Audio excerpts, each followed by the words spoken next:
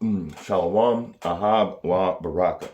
First and foremost, I want to give all praise, all honor, and glory to Yahweh, Bahashem, Yahweh Shai, Waha, Rakah, Quadash, and double honors to the elder apostles, the prophets, and the teachers at GMS, bringing out this 100% truth for the last 30 plus years, not wavering to the right or to the left.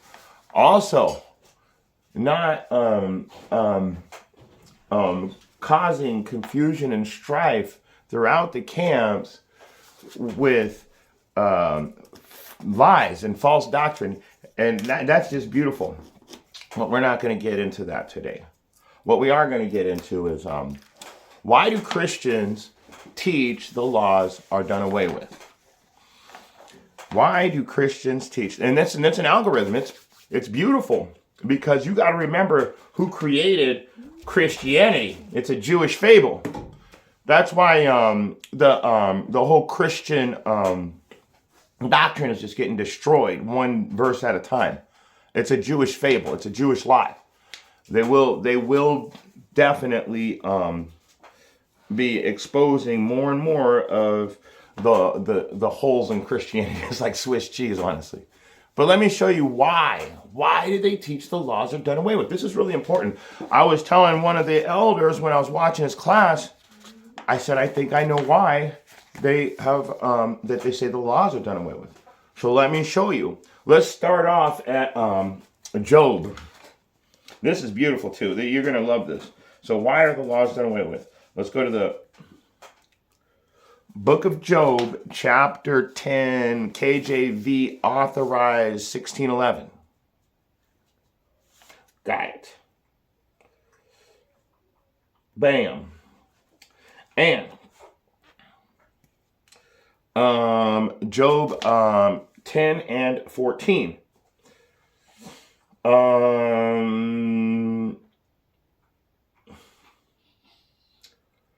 let's go right to the point. If I sin, then thou markest me, and thou wilt not acquit me for mine iniquity. You see that? So if you're sinned, you're going to be marked, and in other words, you're not going to get off the hook for being a sinner. Okay? So right away, we all know. Let me get that too. I change not. Malachi 3 and 6. For I am Yahweh, I change not. Therefore, you sons of Jacob are not consumed. So the point is the Most High's word does not change. Just because man told you it's changed, and he said this, that, and the third, and the laws are done away with, and God so loved the world that he gave his only begotten Son, and whosoever believeth in him shall not perish, but have everlasting life. That's a lie. That's only pertaining to Israel. So they're telling you the laws are done away with for more than one reason. They're trying to tell you everybody can get into the kingdom. That's not written in the Bible. It clearly tells you that only the 12 tribes will receive the kingdom. But why are they teaching the laws are done away with? And it's beautiful. It's to keep you in perpetual sin. It's a dead giveaway. It's to keep you, every time you return, what happens? You have to pay a recompense and a curse. But let's get into it really quick. Let's go to the book of Maccabees. Let's read some scriptures. And then let's read some scriptures. And let's get to the point, right? So First Maccabees chapter 1, and we're going to start at verse 41. Moreover, King Antiochus wrote to his whole kingdom that all should be one people. Well, that's what they're doing right now, bro. Let's get away from all these religions and all this, and let's all just be one religion. We'll have an AI religion. An AI, an artificial intelligence will tell us what to do. Okay. So we should all be one people, and everyone should leave his laws. So all the heathen agreed in according to the commandments of their king. Yea, many also of the Israelites consented to his religion and sacrificed unto idols and profaned the Sabbath. For the king had sent letters by messengers unto Jerusalem and the cities of Judea, that they should follow the strange laws of the land. You see what's going on here? They've been teaching us the same shit since all the way thousands of years. They've been chipping away at us keeping the laws. And there is a reason for it. There's a damn good reason why they're doing this. They're not stupid. You got to remember, they're wiser than Daniel. So let me get it. Let's keep going. Verse 45. And forbid burnt offerings and sacrifices and drink offerings in the temple, and that they should profane the Sabbath and festival days. So our high holy days should no longer be kept. You see how long they've been doing this? And I'm telling you, and I'm going to show you guys why. I'm going to show you guys why they keep chipping away at our laws. And it's only to be against us. They don't have anything to do with the laws other than stopping us from keeping them. You got to remember that. Keep that in mind. So, verse 46, and pollute the sanctuary and holy people. Set up altars and groves and chapels of idols, and sacrifice swine's flesh and unclean beasts. And you know Christians be loving that swine's flesh. I'm going to ask you a question real quick. If all the laws are done away with, and we're allowed to eat swine's flesh, when the legion, when many evil spirits came out of the man, when the spirits saw Yahushua, and Yahushua put those spirits into the pigs, why didn't the pigs live? Why did he put it into the pig in the first place? Two good questions. First of all, the pigs are unclean, and the spirits are wicked, which drove the pigs crazy, and they ran out and killed themselves. So, the unclean flesh and spirit together. But what do these people do? Sacrifice swine's flesh and unclean beasts. They love that shit. They love doing things that are against the law. They found out that it's wrong, and they're like, oh, that must be what we need to be doing. It's not good in this shit. What do they say? Things are better when they're stolen?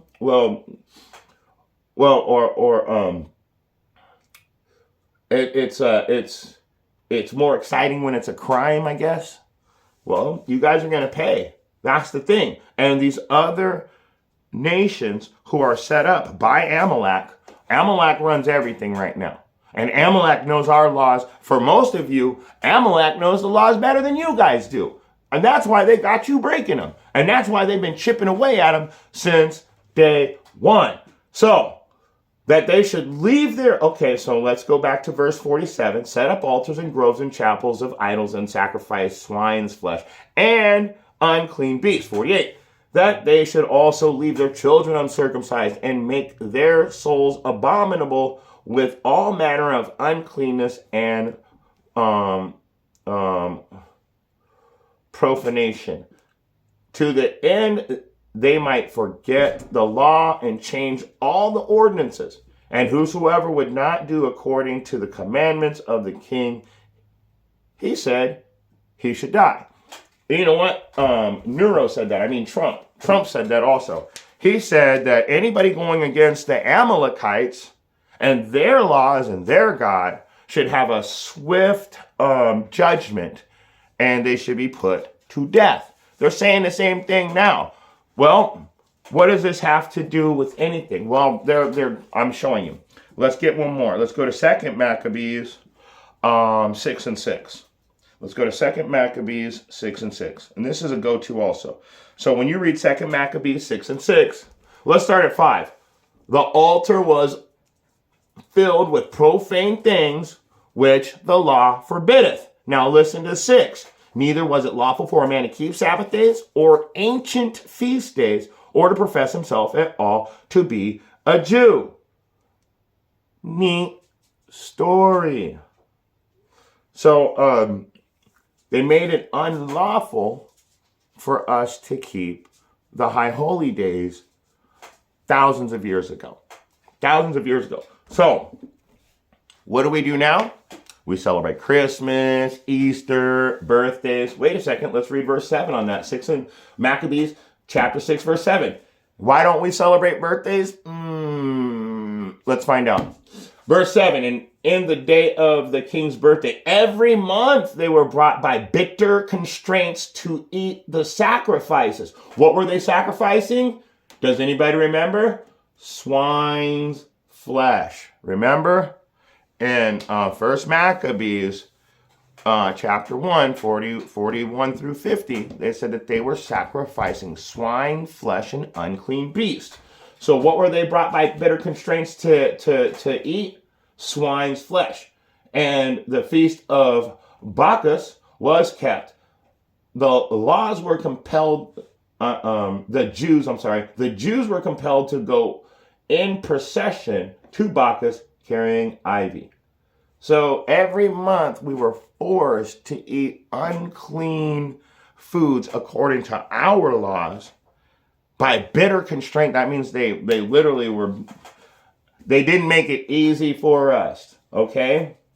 They didn't make it easy for us. And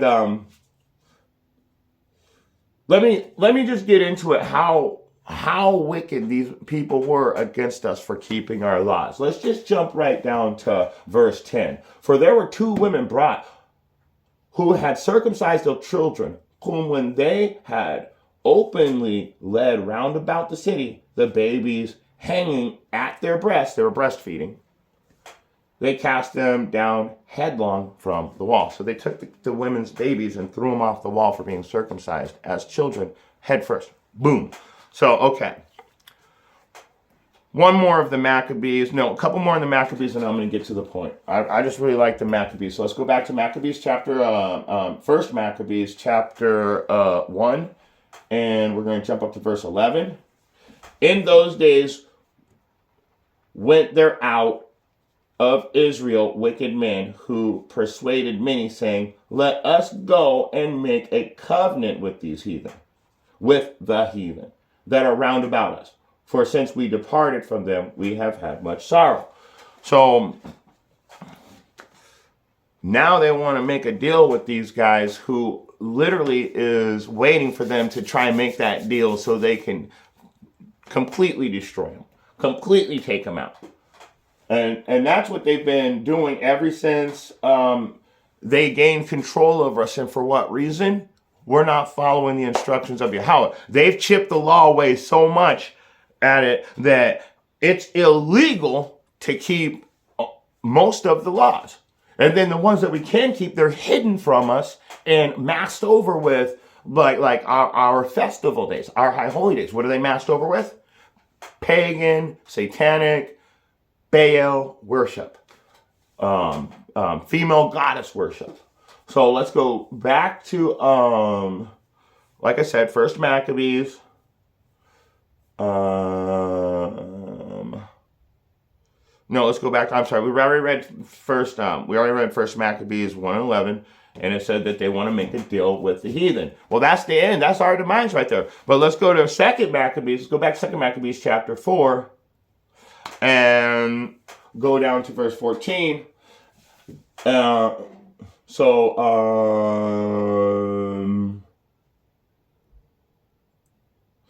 Let's go to 12. Let's go to 12. So 2 Maccabees,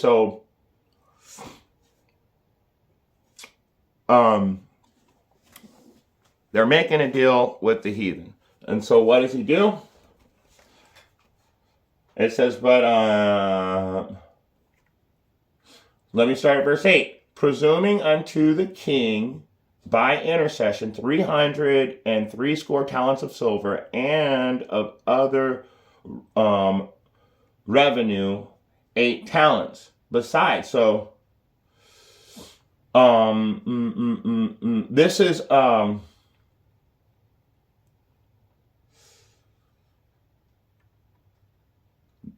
Jason, the brother of Onias, labored under the hand to be high priest. So this is Jason trying to become the high priest. Now, the thing about Jason is that he's wicked and he's trying to buy his way in. And so I'm trying to show you that right now. So what did he do? He promised the king he promised the king by intercession 300 talents of silver, and by other revenue 80 talents. Besides, he promised to assign 150 more if he might have license to set up a place for exercise and for the training up of youth in the fashion of the heathen. And he wrote them of Jerusalem by the name Antiochians, which when the king had granted, and he had gotten unto his hand the rule, he forthwith brought his own nation to the Greekish fashion. Okay, so and that Greekish, you know what? I'll just I'll skip up to I'll just keep reading. I'm just going to keep reading. And the royal privilege is granted of special favor to the Jews by the means of John, the father of Eupoleum. I don't know how to say their names. Eupolemus, who went ambassador to Rome for admit and aid. He took away and putting down the governments which were according to the law. He brought up new customs against the law. So they came in, they took out our laws completely now. Jason's the new high priest because he promised to give all this money. So really, he bought his way in. He's no priest. And let's keep going. Verse 12, he built gladly a place of exercise under the tower itself and brought the chief young men under his subjection and made them wear hats. Here we go again. So what did he do? We're not supposed to have our heads covered when we're prophesying or praying. So what does he do? He makes sure we have a hat on at all times. And then that's that. And what was that? Let's go to verse 13. Now that was the height of Greek fashion and the increase of heathenish manners through the exceeding profaneness of Jason, that ungodly wretch, and no high priest. So this guy was steadily helping now, and now he's helping the Greeks chip away at the laws. So now they're working together. And I got to keep going. Not setting by the honors of their fathers, but liking the glory of the Grecians best of all, by reason whereof sore calamity came upon them. So you're telling me something bad happened when they took the laws away? For they had them to be their enemies and avengers, whose customs they followed earnestly, and unto whom they desired to be like in all things. For this is not a light thing to do wickedly against the Jews' God, but the time following shall declare these things. So, the time following is going to declare these things. So, what is he saying? He's saying that for they had them to be their enemies and avengers, but they're following. So, we are acting exactly like our enemy at this time. The laws have been chipped away at, and this is thousands of years ago. And what happens when you chip away at the laws? Now let's get into it. So we know that all the way back in the Maccabees, and even before that, it was always trying to get us away from keeping our laws. That's how Yahweh gives us our protection. So anybody telling you that you're not supposed to keep the laws, that's a lie. You're supposed to keep the laws to the best of your ability according to your knowledge. And it tells you, some of you have faith. Great. That's Christians. I have faith. God knows my heart. And then some of you have works. And that's like you guys just going through the motions, but you're not really spiritually in tune. But what did Paul say? I'll show my faith through my works. Okay? That's simple. So if you have faith, you're going to have works to follow up. And what happens? What's going to happen if you don't keep the laws? Now we're going to get into it. So this is the whole reason why Christians tell us the laws are done away with. That's the point of this class. So let's go to Deuteronomy chapter 28. And of course, we got to start with verse 15. And it says, but it shall come to pass, if thou wilt not hearken unto the voice of Yahweh, the Lord thy God, to observe, to do all his commandments and his statutes, which I command thee this day, that all these curses shall come upon thee and overtake thee. Very simple. Don't keep the laws, you're cursed. Let's skip up to verse 47. Verse 47, because thou servest not Yahweh thy power with joyfulness and gladness of heart, for the abundance of all things, therefore shalt thou serve thine enemies, which Yahweh shall send against thee in hunger and in thirst and in nakedness and in want of all things. He shall put a yoke of iron upon thy neck until he hath destroyed thee. So do you see that? If we don't keep the laws, he's going to make us serve our enemies. What did I just tell you in the Maccabees chapter 4? That we were gladly serving our enemies, trying to be exactly like them. But what does it say in 49? That if you're going to serve your enemies if you can't serve Yahweh with joyfulness and gladness of heart for the abundance of all things. So you just took your abundance and you turned it into an iron yoke until you're destroyed. You turned it into begging for food and water and not having clothes until you're destroyed. But wait, there's more. Why would the Christians keep us in sin throughout our whole life? Well, and why was it taught that way? Why was Christianity taught that way? Well, let's get it. This is the point right here. Exodus chapter 34. Let's go to it. And I'm going to get a little redundant, but you know what? Sometimes you just have to do it that way so people can get the point. So Exodus chapter 34 and verse 5 and verse 7.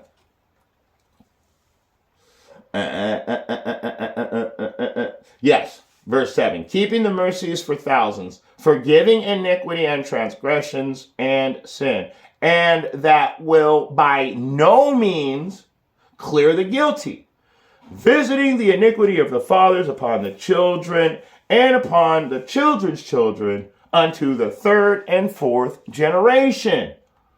So in other words, if you're sinning all your life according to Christianity and what they've taught you, and you first thing you have to do is get rid of the laws, well, the Most High in the third or fourth generation, he's going to come back and give you a curse and a recompense for your previous sinful life.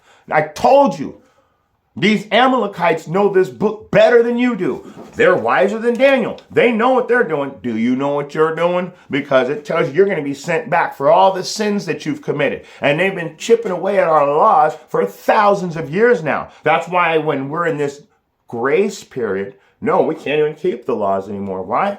Because we can't keep all of them because they've made it illegal for some of these laws.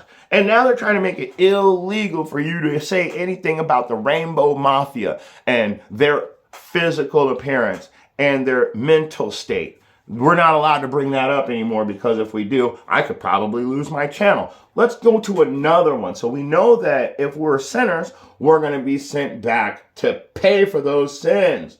So if the Amalekites were smart enough to know that we're going to be sent back, which the 501c3 has a gag order on teaching reincarnation.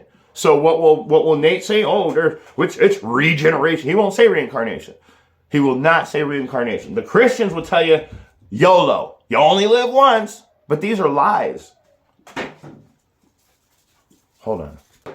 All right, sorry about that. My dogs found something up there and I had to stop them. Okay, so let's go back into it. Exodus chapter 20, verse 5 and 6. Let's go to the book of Exodus.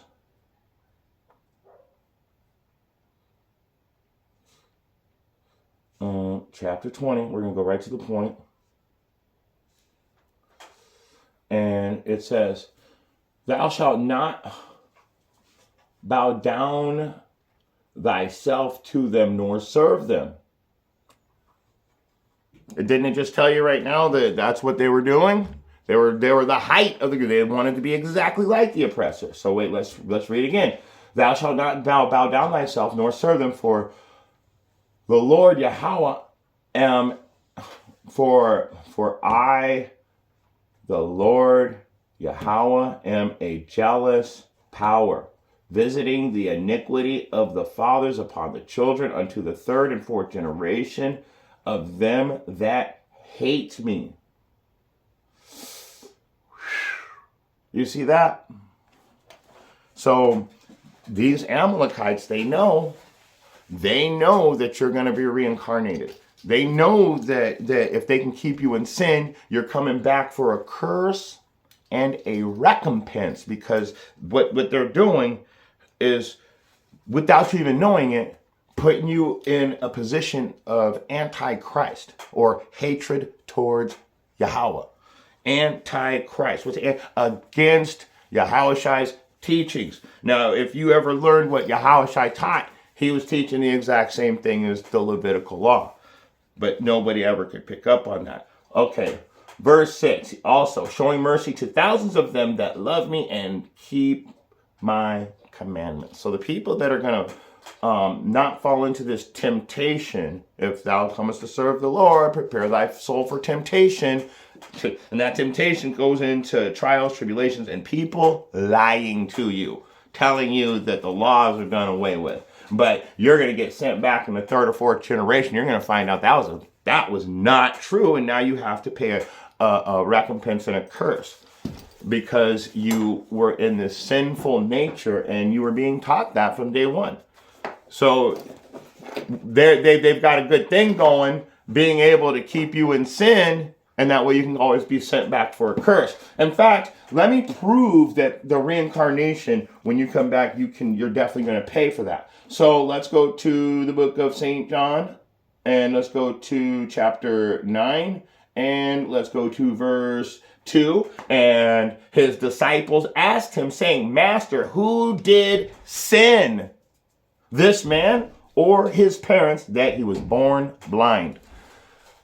We're not going to get into that story. The point is they're asking, when he was reincarnated and sent back, why was he sent back the way he was? Why was he sent back blind? Was it his sin, or did his parents sin to make him be born that way? And in fact, let me show you something, because like I said, you're getting sent back in the third or fourth generation, so we need to get Ezekiel chapter 18, going down to the point, verse 19. Yet say ye, why? Doth not the Son bear the iniquity of the Father, when the Son hath done that which is lawful and right, and hath kept my statutes, and hath done them, he shall surely live. So the soul that sinneth, it shall die.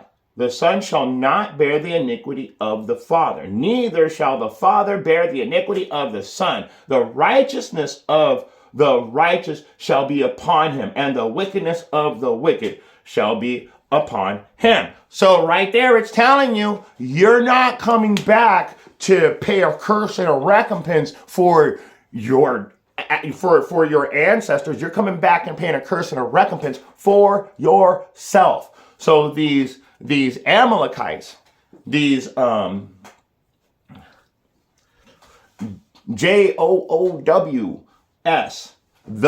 these guys are the ones that control the narrative. These guys are the ones that have been teaching you this since Constantine. They've been teaching you that there's no more loss, but because Jesus died on the cross. Jesus died on the cross to get rid of the daily sacrifice. And everybody that studies knows that.